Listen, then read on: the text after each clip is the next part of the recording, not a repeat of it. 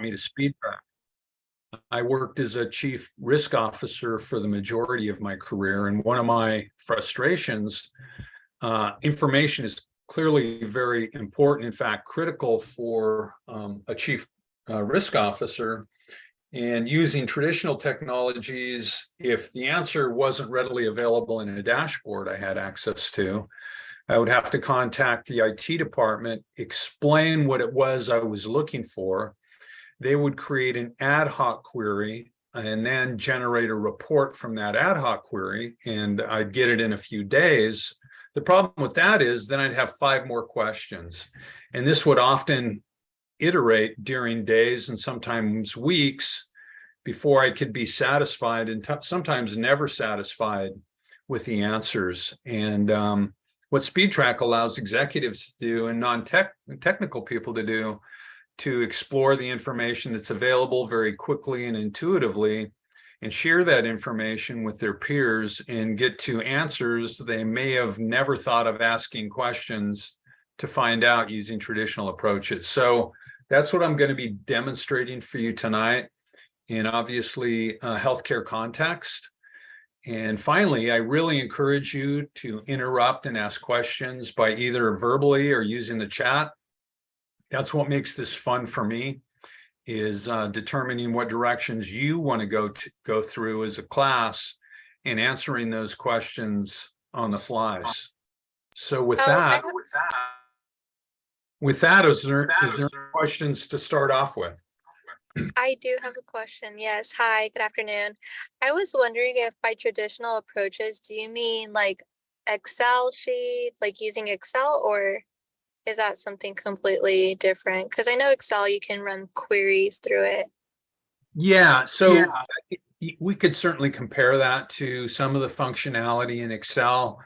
I was really specifically referencing databases or multiple databases that either have a dashboard associated with them for non-technical people to get reports from, or technical people to write typically SQL queries to, which is SQL is a type of language used for querying that usually only technical people use with any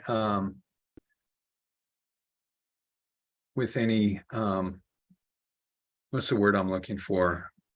Capability, higher capability. So you can think of an Excel spreadsheet, but we go way beyond on what Excel spreadsheets can do. Oh, thank you okay, thank you for the question. Any other questions before I actually bring up the application? Well, as I indicated, please feel free to ask questions as they come to you, and we'll answer them, which as I indicated, that's the fun part. So let me jump over to the application and then I'll share my screen for the application here. New share, SpeedTrack, share. Can we see it at this point, Linda? We can see it. Thank you.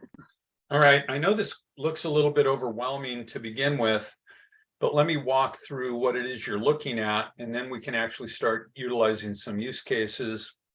And I think you'll find that it's actually very intuitive and powerful to use once you understand a few basics. And this is actually a client-server arrangement for those of you that are somewhat technical, but we have recently developed a web-based interface, which is much more aesthetic to look at, and it has more capabilities in terms of creating visualizations, like more complicated charts and graphs and things like that. So let me jump right in. And so you can see, if you follow my cursor, what we call record types. There's actually 3 different underlying databases that we've extracted the information from. There's an ambulatory surgery database with over 10.5 million records in it. There's an emergency room database with almost 60 million records in it. And there's an inpatient database with about 18.5 million inpatient discharges in it. And if I sum these 3 numbers, they equal the 88,330,000 total number of records that are in the platform. The next row down is the service or discharge year, and you can see we've currently got 5 years of data. And I want to emphasize that this is fabricated data, so there's no PHI in here. None of these patients behind the information are actual patients. But as you've probably noticed, we are using real hospital names to make it more of a real experience for the students. And these are publicly available names, so I'm not really worried about it. And obviously the cities and communities are real names, zip codes, patient counties, et cetera. So with that in mind, what these boxes are, we call them categories or groups, and you can see the facility name category has a list of 499 out of 499 facilities or hospitals, and they're sorted in descending order of frequency. So just by looking at the interface, for example, I can see that Kaiser Foundation Hospital in Fontana has the greatest number of patient encounters across all 3 data types for this 5-year period of time. Likewise with cities and communities, zip codes, patient counties where the patients live. The types of insurance the payers have, that's actually divided into 2 types of insurance descriptions, because the ambulatory surgery and ER data have them described differently than the inpatient database does. So you can see that there's some similarities, but they're actually kind of different. And there's only one category for the ER and ambulatory surgery records, where there's actually 3 categories that describe the inpatient insurance. For example, there's the principal insurance, which is Medicare, Medi-Cal, private coverage, et cetera, which are the 3 main types of coverage. And then if it's a managed care contract, you can see, in this pie chart, that makes up about 45% of the encounters. And then there's traditional coverage, which is fee for service. And then there's other managed care, which is the green here, which is about 14%. And if it's a managed care program, an HMO plan, then you can actually see who the payers are with: Kaiser Foundation, Health Net, Blue Cross, et cetera, IEHP, if you're familiar with the Inland Empire, LA Care down here. And so that's this particular tab. We have other tabs that are hopefully named descriptively, so you can understand a little bit about what's in there. There's the patient dashboard, which, as you may guess, has demographic information on the patient population, sex, race, ethnicity, the age range of the patients. The second row here is cohorts of the patients, which can be pretty important depending on the use case that you're utilizing. It provides the sex, race, and ethnicity and age range of the patient, so you can see this combination of cohorts as you develop queries, which I'll show you in a moment. And then for the inpatient discharges, if you're familiar with MSDRGs, here's actually the DRG codes and the codes with their descriptions. We define our service lines by combination of the MSDRGs. You can see there's 16 service lines here, i.e. or e.g. obstetrics, cardiac services, orthopedics, et cetera. And then we actually have sub-service lines, which aren't one-to-one hierarchical subsets, are the main service lines. Sometimes they can go across multiple service lines, like neoplasms and malignancy, because a cancer can affect different service lines, like oncology, of course, orthopedics, urology, et cetera. Diagnoses and procedures. I'm not going to get into the details of this because I could literally take up the whole hour describing the various categories and tabs in the platform. But before I move on and get into the basics of how to navigate through the information and discover answers and the questions that can actually be asked, are there any questions at this time before I move on? All right, cool. So one of the things you may have noticed is when I click on things, and it can be anything in any order, it's a non-hierarchical process, meaning that unlike traditional dashboards, where you have a drop-down menu and you click on something, and then you click on another filter and another drop-down menu. And sometimes you can select menus or drop-down items that don't have an answer, and you have no direction on why there's no records associated with what you selected.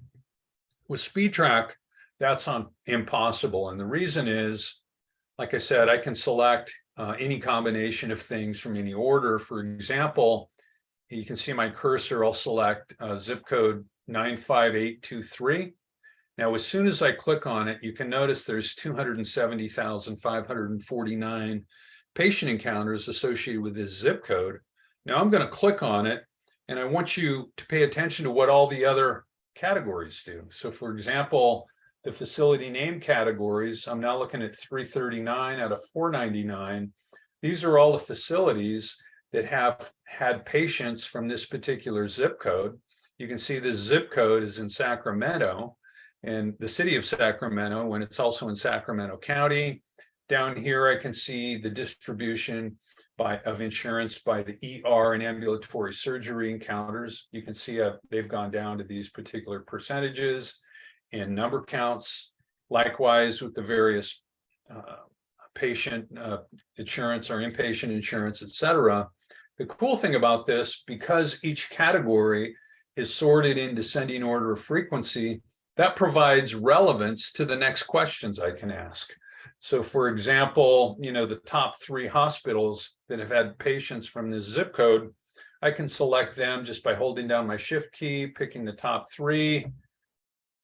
There's the top 3, and everything again immediately changes. I can see that now, for example, this is something I wouldn't necessarily have known or thought of a query to write against a database, but I can see that now managed care contracts make up 64% of this particular population that I've isolated.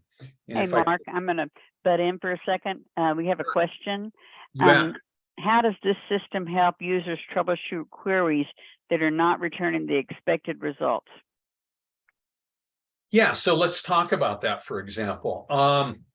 So first of all, well, it depends on what you mean by expected to work, expected queries. By using the word troubleshoot, it infers that there's a problem with your query. And that literally can't happen if you've interacted with the interface in a way that you're interested in pursuing those questions and answers. So for example, in this case, the assumption is I was interested in the patients from this zip code, seeing what hospitals they went to, and then seeing a breakdown of what kind of insurance they had. That's real. Everything in here is driven by the actual associations between the data elements. In addition to that, I can look up here in the query box and I can see exactly what I've done. I've picked these 3 hospitals and the zip code. That's all I've done so far, is pick those 3 hospitals and the zip code. Now, one of the cool things that you can do is, because it's using vectors of associations rather than relationships between fields and data, I can explore this anywhere I want. So if I decide, you know what, now that I'm looking at the query, it wasn't zip code 95832 I was interested in, it was another zip code, and I want to see which zip code or top 3 zip codes, let's say, are associated with these hospitals rather than my assumption of 95823. So I can just click the trash can here and clear this category. And 95823 happens to be the #1 zip code here, but I can see in descending order of frequency what the remaining zip codes are. And I might want to say, well, for these zip codes, which ones are associated with, instead of, well, you can see all the counties here that these zip codes, these remaining zip codes are associated with. So rather than picking a particular zip code, I can say, well, I'm really interested in the patients from San Joaquin that went to these 3 zip codes. So I can iterate very quickly. And again, it's showing me what all the options are, because things or data values that don't lead to a fruitful results aren't available. For example, you can see I went from 26,000 zip codes down to the 33 zip codes where patients have come to these three hospitals, and I can see how many patients in descending order of frequency. And I can also see that all of these 33 zip codes are in San Joaquin County. So two things to get back to your question. One is it's impossible to create a query that doesn't have a result, and you're aware of the query you're creating in real time because you can look up in the query box. And if it's not something you wanted to create, you can adjust it very quickly on the fly. Does that answer your question? Marcus, is that kind of what you were hitting at? Yes, yes, it is. Great. If there's any follow-up questions, please don't hesitate to let me know. So with that in mind, let me just run through a couple quick use cases. And then, is this a marketing class like this morning, Linda? Yes, it is. Yes, Okay, it is. cool. And then I'll jump right into a use case that's specific to marketing. But just to show the flexibility of the application, I can pick a particular database. For example, I can pick inpatients. And rather than focusing on these three hospitals, I'll clear that and see what other hospitals have received inpatients from this county. And I can see now the number one is St. Joseph's Medical Center in Stockton. And let's say that I want to do a comparative analysis among these hospitals. And I can see there's 386 of them in descending order of patient counts. Let's say I want to do an analysis of the average length of stay for each hospital for the last 3 years. And let me see, an average age of these patients for each of those hospitals. So I can do that. You can see each category has this little cogwheel. We call it a settings menu. And I can click on it. And if I want to find columns to add to a category, I just click on find columns. And I said I wanted to look at the average length of stay. So I'll just click LOS. Here they are for the last 3 years. So I'm going to click on 19, 20, 21. It adds those columns and calculates the average length of stay. And I also wanted to look at the average age for this patient. Age, I'll type in age, spell it correctly. And here's the average age. I can split it by year if I want to, but in this case, I want to just look at the overall average age. Let me widen this category. I'll just grab the margin here and widen it. And so now I can see a comparative analysis across 386 hospitals, and I can recalculate all this stuff. Let's say I want to look at it just for orthopedic patients. I'll come over here to DRG, and I'm just making this up as I go. So click on orthopedics, come back over here to the market share dashboard. This will all recalculate. And now I'm looking at a comparative analysis for 386 hospitals for orthopedics, for the length of stay trend for these hospitals and the average age. As soon as, okay, so there it is. And you can see how quickly I can do these kind of things on the fly. And if I want to put this into report, I just right click into this particular category, copy it, open up an Excel spreadsheet. Oh, you probably can't see this. I need to change the share to my Excel spreadsheet. Now we can. Okay, and then I just paste that right here in the Excel spreadsheet, and I just format it the way I want to. Let's put, I don't need that level of and change of accuracy, and I'll change this into a percentage with 1 decimal. And you can see how I could do this very quickly. Any questions on this aspect so far?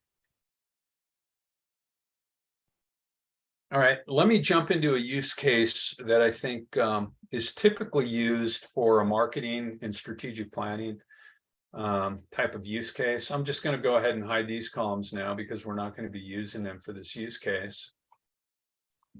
And by the way, we have instructions on this use case that are available as part of the curriculum at Cal State Long Beach. And let me bring that up. Let me know if you can see this. I might have to.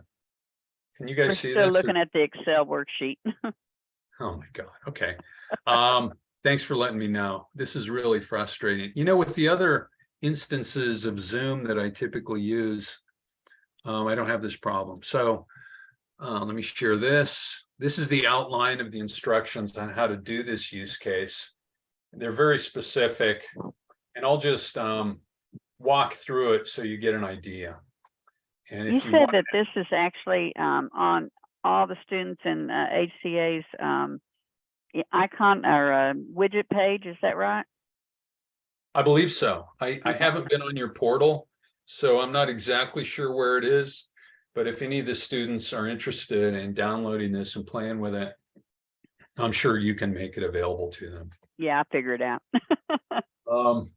So let me go back to the application. I'll run through this use case without going through the step by step now. Let me go back to the interface, share that. Can everybody see the interface? Yes, we can see the one with the graph on it. Okay, cool. Let me click start over. And does anybody have a hospital they want to perform this analysis on other than Cedars-Sinai? I'm getting tired of doing it with Cedars-Sinai. So let's do something else. Does anybody have a particular hospital they want to perform a market share analysis on? They're being very quiet. Kaiser Permanente. Okay, which one? There's a bunch of them. How about the one in Rancho San Diego? Okay, let me see. I'll just look for it here. I'll type in Kaiser and it'll sort them by Kaiser. Rancho San Diego. Let me also put in RANC. I don't see a Rancho San Diego. Is there another name for it? Let me just type in San Diego.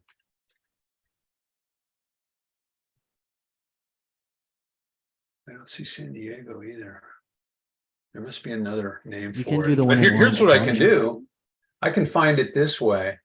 I'll just click on San Diego for the county, and it'll show me where these patients are going to. And it must be called Kaiser Hospital Zion. I can tell by clicking on that hospital. I haven't showed you these things, but these are another type of tab.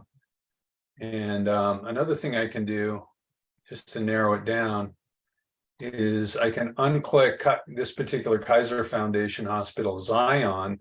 And then what I'll do is click on the facility county, which is where the facilities are located, and then click on Kaiser Foundation Hospitals.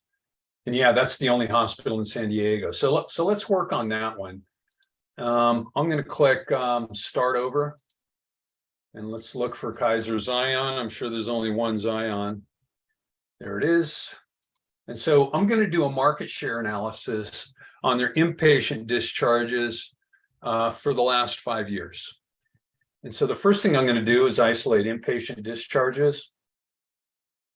And this is kind of unusual right off the bat. You can see that 95% are managed care, but because it's Kaiser, that makes sense. And you can see that the health plan is a Kaiser health plan.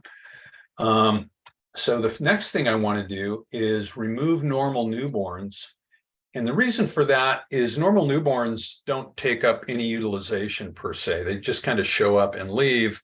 So it can skew your analysis if you're including normal newborns in the analysis. Now, that doesn't mean normal newborns aren't included. It's just the ones that aren't considered normal newborns. So if I click, for example, here on newborns and other neonates, you can see that there's neonates with significant problems, et cetera. So in order to eliminate or exclude the normal newborns, I just come over here and in this case, I right click rather than left click, and I click on negate. And you can see up here in the query box, it's now creating not normal newborns for my query. So I'm looking at Kaiser Foundation Hospital Zion, which is in San Diego, inpatient encounters excluding normal newborns. And the next thing I want to do is identify the zip codes that make up, let's say, 70% of these patient encounters for the most recent year. So in this case, I'll click on 2021. And then I will right click as soon as that's done on the patient zip code, because I want to put this in an Excel spreadsheet to calculate the cumulative percentage of 70% of where these patients are coming from. So I copied it. Now I'm going to switch over to the Excel spreadsheet again. And I'll add a new tab to the spreadsheet to do this particular analysis. So I'll paste those zip codes right here. I'll turn this into a percentage. Oh, this is a very distributed, wow, that's got a really long tail on it. So what I'll do, I'll just show you the analysis. I'll put equal the first percentage.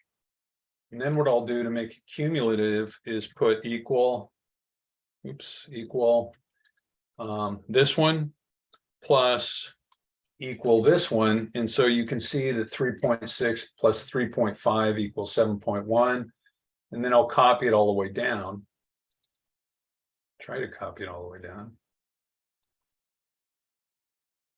All right, let's do it this way. Oops. I want to copy that one. That was the problem. And so I'll identify the zip codes that make up 70%. So I come down to 92109. So I'll select the first one, come on down to where 70% is, which is right there. I'll do a copy here, go back over to the interface.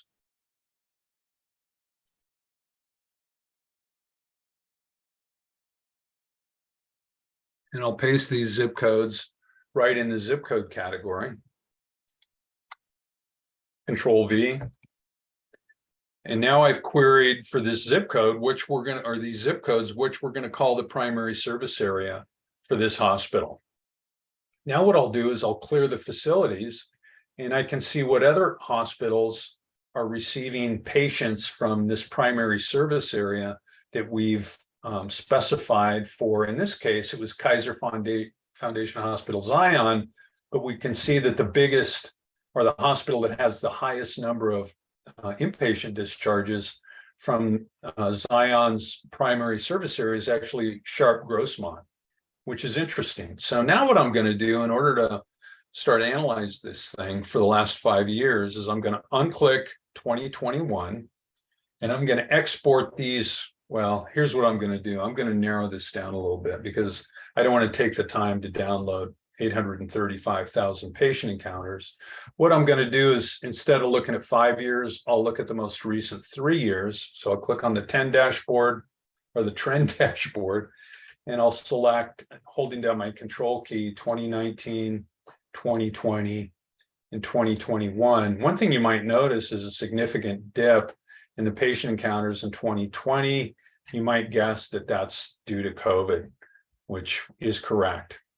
So now I've narrowed it down to almost 500,000. That'll take somewhat less time. I'll click on the report template. I'm going to use the inpatient market share macro. If that wasn't showing, I would select it from this down arrow here. Let me see. Why isn't that showing the other ones? Anyway, I'm going to export it into this particular template. I'll click export to spreadsheet. It's going to ask me to save it. I'm just going to overwrite the other one. And now it's actually going into the cloud, grabbing these 500,000 patient encounters. And when it's done, it's going to show me a little link here I can click on to download those patient encounters into an Excel spreadsheet. Okay, while it's doing its thing. Yeah. Mark would like to know, how does SpeedTrack help healthcare organizations identify areas where they may be losing market share? And do you see the system in the future help recommend strategies to address these issues? Absolutely. And I'll show you, once we create this analysis, how hospitals use this to identify areas, and frankly, hospitals where they're losing market share to. And I'll show you a couple different ways to do that. with SpeedTrack. And by the way, you guys have access to all this stuff to play around with. I don't know if that's going to be available in this class or a future class, but it's certainly available at Cal State Long Beach.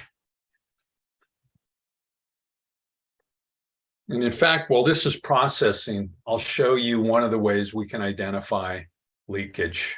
Oh, shoot, where'd that go?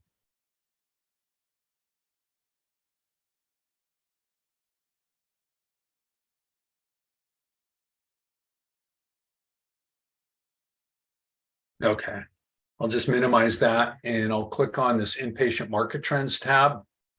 And it will automatically calculate for me every hospital that's received inpatient encounters from that primary service area that we defined with the zip codes. It'll show me the trend over this period of time.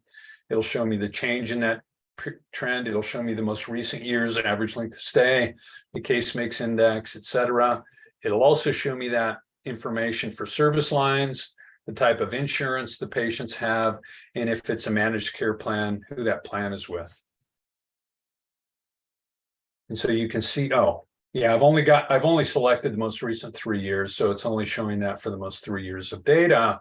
But if I want to do some iterations, I mean, right off the bat, even though we identified Kaiser Zion's primary service area, Grossmont is getting a lot of this information. But let's say that Kaiser wants to explore contracts for orthopedics, specifically for people that have Medicare contracts and where they're going from their primary service area. I can select orthopedics. It's going to recalculate all these numbers. And then I can click on Medi-Cal managed care as this is done, and it'll narrow down to those particular managed care plans. And I can see where they're going, how much leakage is going to other hospitals from Kaiser Foundation's primary service area for orthopedics, if that's something they want to pursue. And the neat thing about this is a lot of times the executive group will get into a meeting, and rather than wait for the IT department to answer their questions and iterate back and forth for a week or two, they can actually explore all these different options on the fly. So again, God, Zion was way down on the list now for orthopedics for Medicare traditional coverage contracts, which isn't surprising. I picked that on purpose because I knew that they wouldn't be pursuing that. But you can see the trends for all the hospitals, and I can iterate on all of these things through a multitude of different variables and actually use even additional variables that aren't even in this tab by coming to things like the market dashboard, or if I want to pick particular diagnoses or procedures, I can get down to very granular levels. So let me get back. Is there any questions on this before I get back? You know, Jeff, a question this morning I thought was really good when they asked if you saw that one particular hospital was snatching away your people, and they asked you if that would be trying to remember exactly if that would be something the hospital would then pursue. And I can't remember, your answer was something about whether it's profitable or something. Yeah, so obviously they want to pursue service lines and payer contracts along the lines that are going to be profitable or create the most revenue or reimbursements for the hospitals. So various considerations, obviously come into play there. Number one is, do they have the physicians available on staff to pursue those service lines? And a lot of times, one of the use cases associated with this is to identify which service lines are growing in their primary service area, where they're growing, and is it creating enough volume to justify recruiting, let's say, cardiac surgeons to pursue that service line. The second consideration is, can they get the payer contracts or the insurance contracts they need to pursue that at the greatest reimbursement level.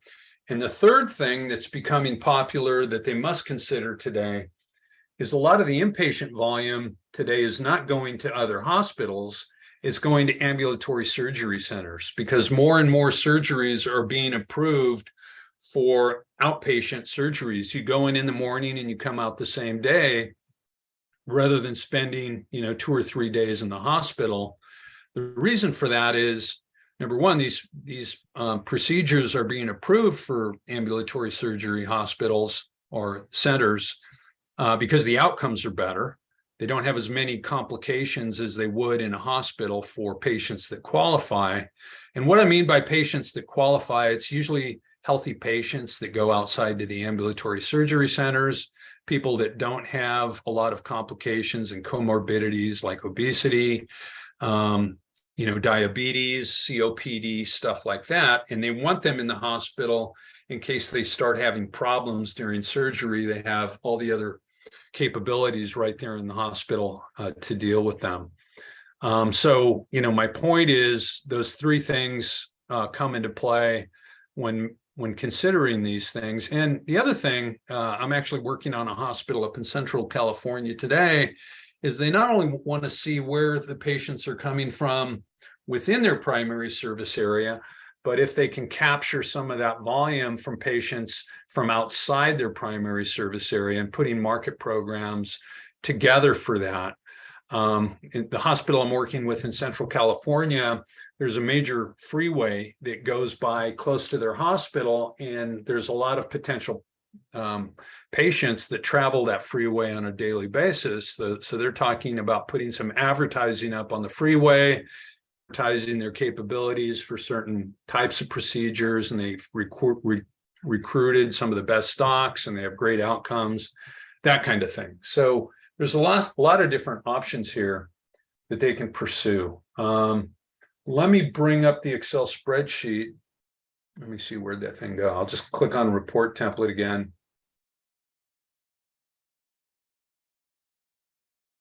Here it is.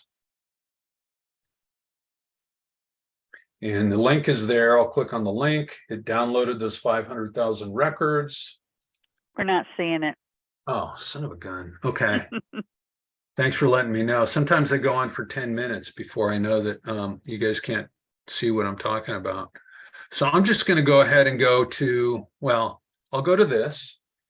Actually, that's not what I'm going to. What I'm going to is, can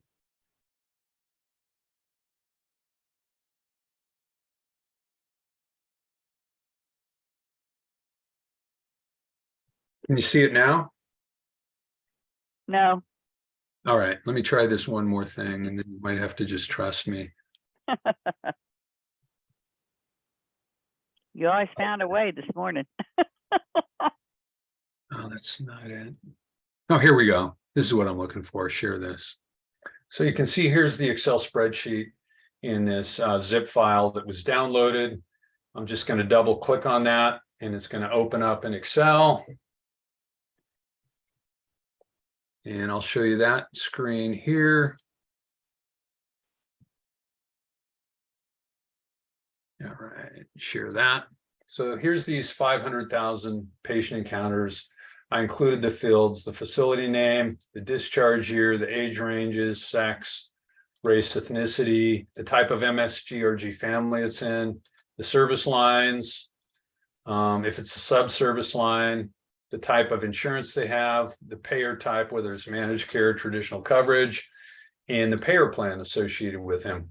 Now what I'm going to do is, you notice there's a SpeedTrack tab up here in Excel. It's an add-on that we created that's available to the Cal State Long Beach students. I click on that, and then I click on this market share icon, and it's going to create a series of reports using a macro for these 500,000 patient encounters. And this should be fairly quick.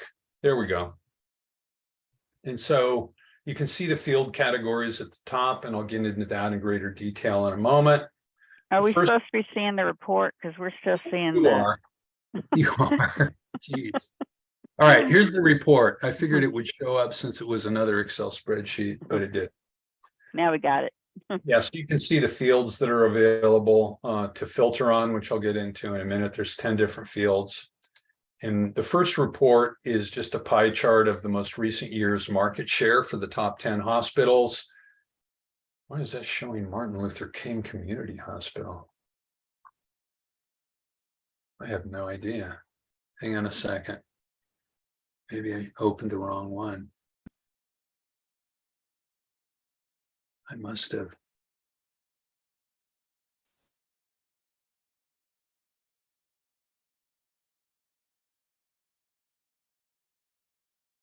All right, let me come back over here.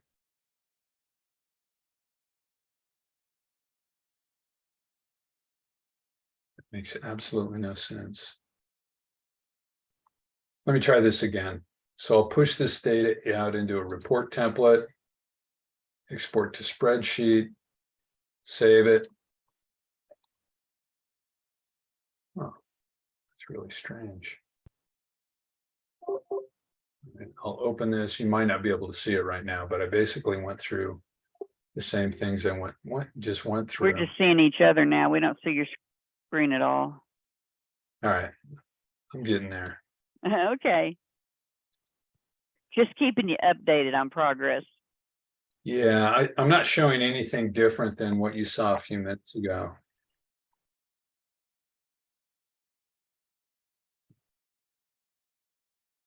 I got to tell you, my favorite thing is those pie charts. When it whips it in that pie chart, that to me is just says it all, you know, in a picture. Yeah, and we have a bunch of different charts. We have the pie charts, and then we'll also get into the graphs. All right, this is the right one. Can you, well, let me show you.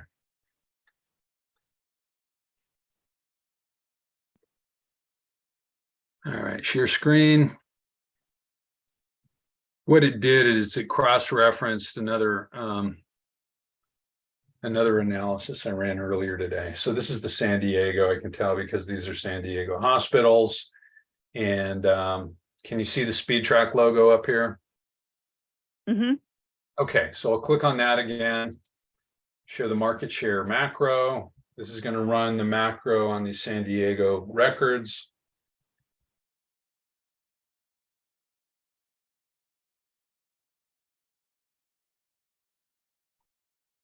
And then we'll run through some scenarios in terms of some of the things we can discover in this macro. So in this case, here's Grossmont. I can see that they have about 15% of the market share, followed by Scripps. We're not seeing it. Jesus. Okay. Yeah, usually when I use Zoom, I don't have to do this. So and I use Zoom 3 or 4 times a day. So now can you see it? Yes. All right. So here's the pie chart we were talking about. Grossmont has 15%. Scripps is about 12%. Kaiser is less than 11.5%, et cetera. And it's just showing the top 10 hospitals that had patients from that primary service area that we identified for Kaiser Zion. And then it's also showing all others in this light color over here, 17%. The next report shows the discharge volume trend. And, you know, normally it would show 5 years, but because I just picked 3 years, it's showing 3 years, 2019, 2020, and 2021 at the bottom here. There's a little bit of overlap, but I'll get to that in a minute. So you can see that Grossmont actually had an increase after 2020 for all their primary service or all their service lines. Scripps had a decline overall, and Kaiser also had a decline overall, although it wasn't too bad. The next report shows the percentage market share. Now, in this case, you can see that Grossmont actually increased, where with the total volume, they were pretty much flat. And I'll get to why that is happening here in a moment. And you can see the percentage differences for all the other hospitals. Kaiser was flat across all 3 years. And then down below here, it provides tables. So you can see here's the top 10 and all others, total volume. And this total volume here is the total volume for each year, but it also, because it also includes all others. In the right-hand column show the percent market share, which is simply the numerator, which is total volume, divided by the denominator for each year, which is total volume for that year. And the numerator is total volume for each hospital, as you can probably figure out. And then down below, you can see all the other hospitals that had volume from that service area. And the reason this is usually important is you can see that a lot of volume was going outside to other hospitals, which is potential capture possibilities. The other cool thing about this particular macro is you can see there's a filters tab down here at the bottom. And this is something executives love because it's easy to use and it's easy to create for them. If I want to focus on, a particular type of insurance, like for example, let's pick private coverage to do something a little different. And I'll pick a service line. Let's pick cardiac services. And now it's going to recalculate all these reports. You can see up here, private coverage, cardiac services, and Kaiser is now at the top. I had no idea that was going to happen. I've never done this before. And that's kind of, that's an insight that I wouldn't have necessarily known to look for. That's what we call spontaneous insight. And then Grossmont is now third down for this particular type of service line. And I can see the trend in volume overall is down pretty significantly. But again, a lot of this is attributable to COVID. And some of it may be attributable to, as I indicated a few minutes ago, going to ambulatory surgery centers because they have been approved for more cardiac services in the past couple of years. And that's something that's really affecting the acute care hospitals. In fact, a lot of acute care hospitals for a marketing and strategic planning strategy are actually investing in ambulatory surgery centers with groups of doctors so they can still maintain some revenue from those patients that are going to ambulatory surgery centers. And just like before, here's the percent market share. Sharp actually gained market share for these 3 years. Sharp Memorial, while they lost volume, they gained market share, and that's because the total market volume went down compared to their volume and the total market. So you can see how we can iterate on this stuff very quickly. And that's just really scratching the surface of the service lines and types of analyses we can do. I'll just show you one more thing. Okay, Jeff, just a quick comment. You know, Yeah. you said you found that accidentally, Yeah. and it seems to me that a way that a hospital could use that, if they're, and correct me if I'm wrong, but if they really have a great cardiac care unit, for instance, then they could single everything out and see who their biggest competitor is in the cardiac care and then take aim at them. Am I not correct? Exactly right. Okay. So as I indicated a minute ago, there's a couple other considerations, primarily what kind of insurance contracts do I have? And you can look at the competitor and see what kind of contracts they have.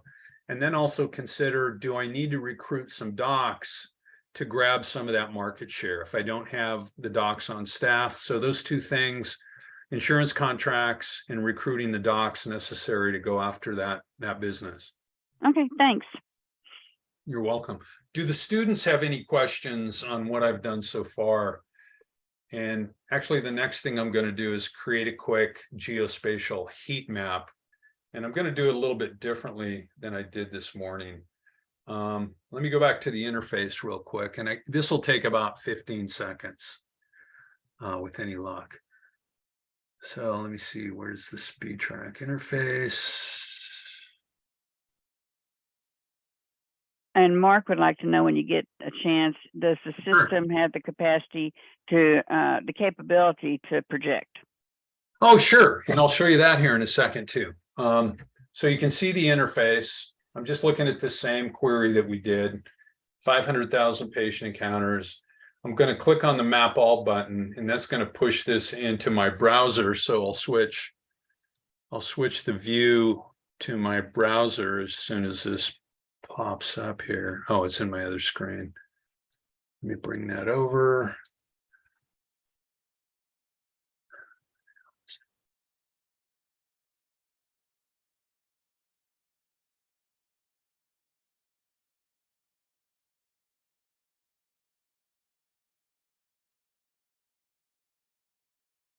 I know we're running short on time, and I apologize for that. For some reason, I'm not You're seeing it. fine. This class actually lasts till 8:15, so you're good. Okay. Why isn't it showing? Let me try this.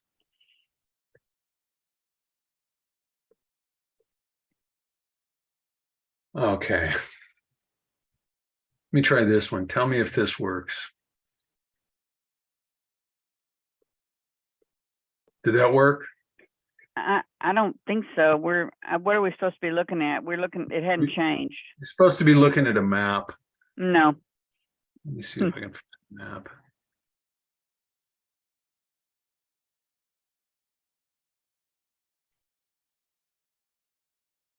All right, let me try this again.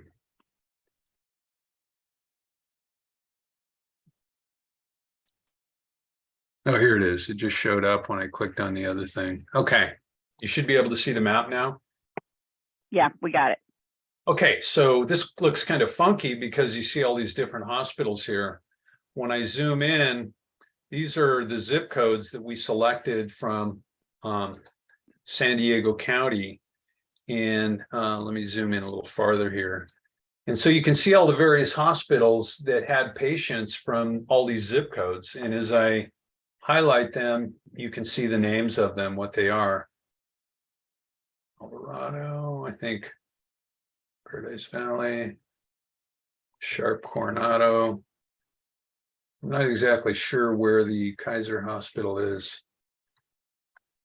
Clearly, there's a lot of competition in San Diego.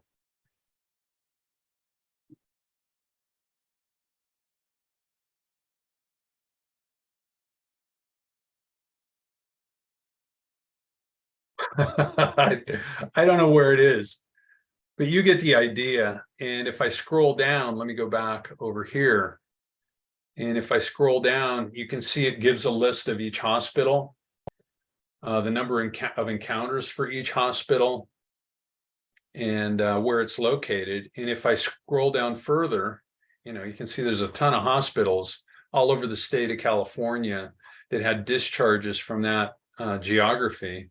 And then down at the bottom here is a list of the zip codes, the number of encounters from each zip code, and the population for each zip code. So you can see the encounters per 1,000 population for each zip code. And then, of course, if I go back up to the top, all the zip codes are color coded. In red is the highest number of patients from those zip codes. In blue is the least number of patients, and green and yellow are in between. So you can get a geospatial look at, maybe zip codes you want to market in for various service lines, because, you can pick service lines, create new maps, et cetera, and zoom in and out. And then we're talking about projections. So let me give an example of projections. Let me go back to the interface. Also, if you can tie into that, they also like to know does the system take into account external factors such as reimbursement policies or major shifts in demographics? It does not. And the reason it does not is because we don't have that information. If we had access to that data, we could absolutely do that. And as I mentioned this morning, we do have another application separate than this one that's called the California Demographics and Projections application. And what that application can do is we can pick a geographic region just like we did with these zip codes. In fact, I could copy and paste these zip codes into that application and then perform a projection by zip code, by race, ethnicity, age range for the patients in those zip codes up to 2030. And that's based on data we get from California's Department of Finance. And the neat thing about that is, for example, if you're looking at expanding your Medicare contracts, people in Medicare are over 65 years old, so you can isolate the demographics associated with that population for those particular areas. And frankly, most of the analyses like this that I've done over the past couple of years are showing the greatest increase in the 65 plus category all over the state of California. It doesn't seem to matter where I'm looking. Clearly, the population is aging. And there's more and more of an interest in serving those populations.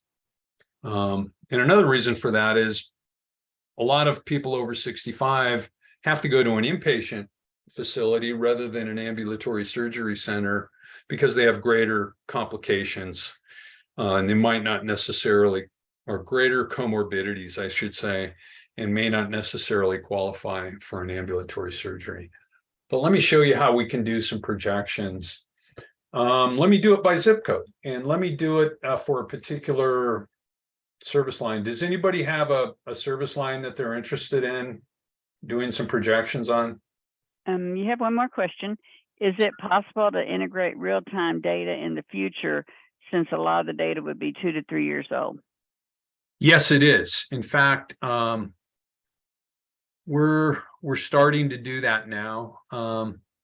We have a lot of applications that are updated nightly. It just depends on the access to the data. This particular application, the state of California only makes this information available on an annual basis. Although we recently partnered with the Hospital Quality Institute, and they're gathering this data from participating hospitals on a weekly basis. So we have another application like this, which I can't show you because that has PHI in it. But if you can imagine this data on a weekly basis rather than 18 months ago. In fact, I wish we would have had that during COVID. It would have been a great way to analyze the trends for hospitals for COVID diagnoses and the demographics associated with those populations, et cetera. So any service line anybody is particularly interested in, I can do a projection on. All right, I'm going to pick, and I could pick anything, obviously, and I could put this in any category. And normally I look at it by the hospital, but in this case, I'm going to do it by zip code, which is kind of different. I want to see what the projected volumes of cardiac services are expected to be for the next 3 years. So again, I'm going to click on my settings menu. I'm going to come down to find a column. I'm going to type in projection. And I am going to project, we have a couple options here. I'm going to project for patients through 2021, because that'll be a little bit more accurate because 2020 was such a down year. So I'm going to project to 2023. I'm sorry, that's 17 through 20. For 21, I'm going to project through 2024, through 2021, and through 2025. Let's do 2026. And so you can see that it's already calculated and added those columns by zip code. So I can see which ones are holding up best versus which ones are declining. And if I wanted to put this in a spreadsheet, I could do those calculations. I can see that 91911 held up pretty well. And I can also, if I want to add some additional dimensions, let's add a couple more dimensions. I'll add the type of insurance these patients have. In this case, we're looking at inpatient encounters. So I'll type IP and I'll look at the percentage of Medi-Cal, Medicare, other coverage, private coverage, self-pays. Self-pays are people that don't have any insurance.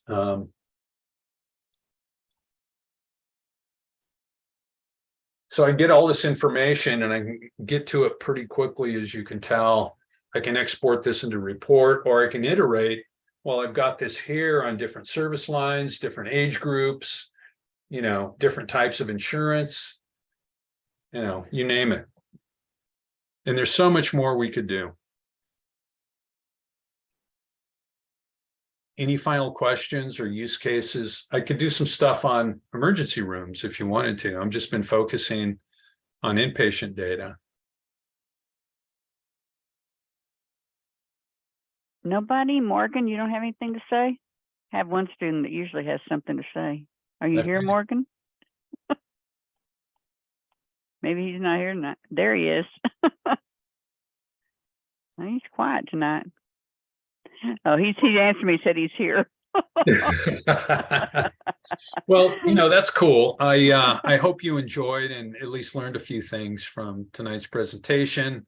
I love doing these things. If there's any follow-up questions for me, please channel them through Linda and she can email them to me, and I'm happy to get back to you guys. I think another question just popped up in the chat. Let me see. I don't see anything. Maybe, does Maybe not. say one here, but I'm not sure. Mark, did you have something else? Mark? Not that what the time would allot for. I think Mark would like to be your intern. Well, we might be looking for some in the near future, so grab his information. I'll do that for you. And again, if you have any follow-ups, feel free to channel them through Linda. I'll respond to you in an email. And thanks again for your time tonight. I really appreciate it and enjoyed it. Thank you so much. We really do appreciate your spending your evening with us, and stay dry. Yes, it's time for a cold beer for me right now. So There you go. enjoy the rest of your evening, folks. All right. Bye-bye. Bye. Thank you. You're welcome. Thank you. Thank you. My pleasure. Okay. Let me stop the recording.